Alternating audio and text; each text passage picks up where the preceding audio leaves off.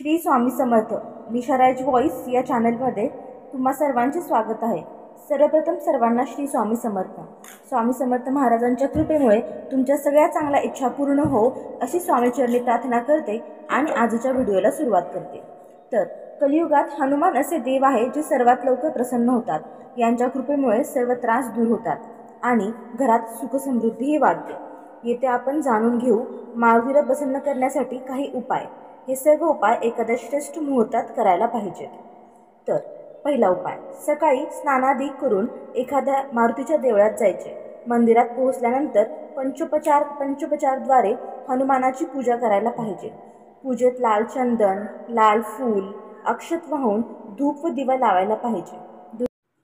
दुसरा, हनुमानाला चमेलीच्या तेलासोबत शेंदुराचा चोला आणि लाल वस्त्र अर्पित केले पाहिजे। तिसरा, हनुमान चालीसाचा पाठ करावा किंवा श्रीराम नामाचा जप करावा।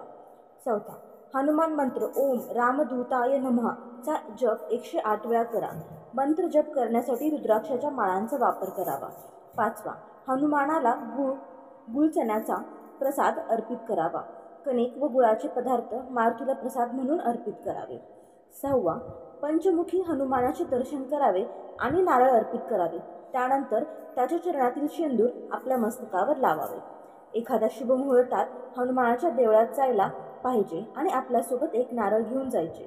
मंदिरात मारुतीची प्रतिमेसमोर नारळाने आपण आपल्या डोक्यावर 7 वेळा ओवाळायचे। त्यासोबत हनुमान चालीसाचा जप करत राहावा। नंतर नारळ हनुमानासमोर फोडावे। हे उपाय केल्याने तुमच्या सर्व अडचणी दूर होतील। दिव्याचा उपाय, रात्री एखाद्या मारुतीच्या देवळात जायचे आणि तेथे प्रतिमेसमोर 4 मुखी दिवा लावावा। दिव्यात वाती अशा प्रकारे लावायला पाहिजे की दिवा 4 बाजूने लावू शकतो। हनुमान चालीसाचा पाठ करावा। हेही लक्षात ठेवा की मारुतीच्या पूजेत स्वच्छता ठेवणे फारच गरजेचे आहे।